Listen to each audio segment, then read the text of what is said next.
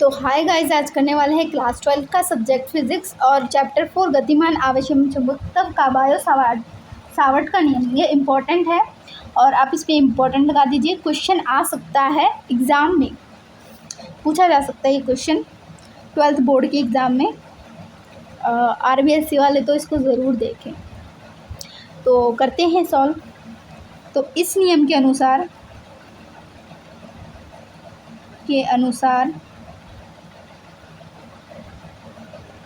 किसी invited coma लिखिए, फिर किसी धारावाही अल्पांश के कारण चुंबकीय क्षेत्र की तीव्रता निम्न 4 बातों पर निर्भर करती है।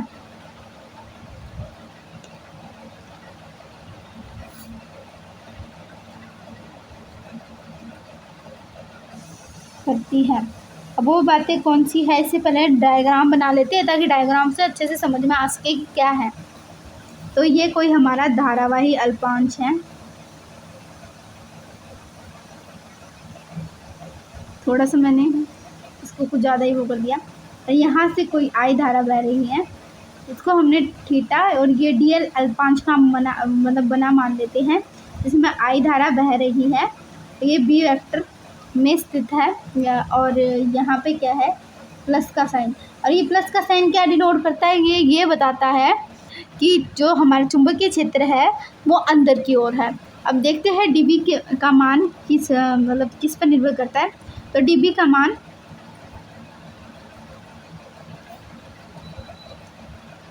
अल्पांश में प्रवाहित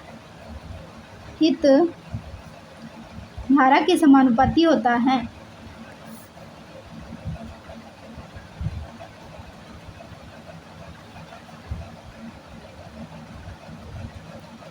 यानी डीबी समानुपाती हो गया आई के, समीकरण 1। दूसरा है डीबी का मान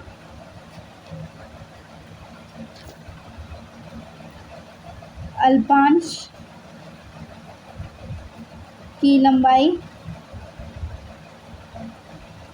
डीएल के समानुपाती होता है। यानी हमारा जो डीबी है वो समानुपाती होगा डीएल के। समीकरण 3, डीबी का मान प्रक्षेपण बिंदु को प्रदर्शित करने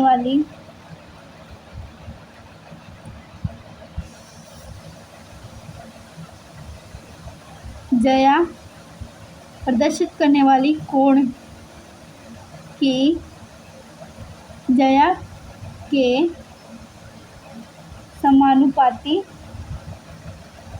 होता है। किसके समानुपाती होता है? प्रदर्शित करने वाले कोण की ज्या को। अब यानी डीबी समानुपाती होता है साइन थीटा। और लास्ट है हमारा चौथा, जो कि है ये समीकरण 2 और ये 3। डीबी का मान प्रक्षेपण बिंदु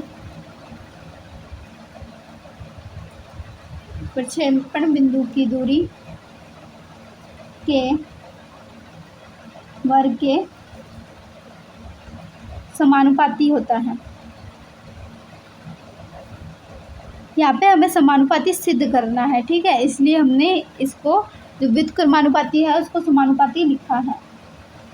यानी डीबी का मान इन समीकरण 1, 2, 3 व 4 से, समीकरण 1,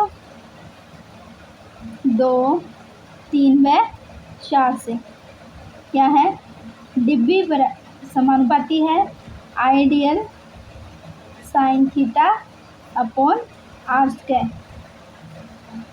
अब आगे करते हैं, यानी डी बराबर dB बराबर mu naught 4 pi ideal sine theta upon R square. अगर सदिश रूप में लिखेंगे तो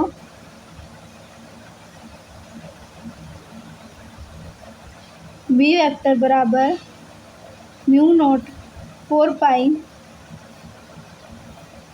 ideal sine theta upon R square R cap यानी कि आर वेक्टर अपॉन आर बराबर आर ही होगा, ठीक है।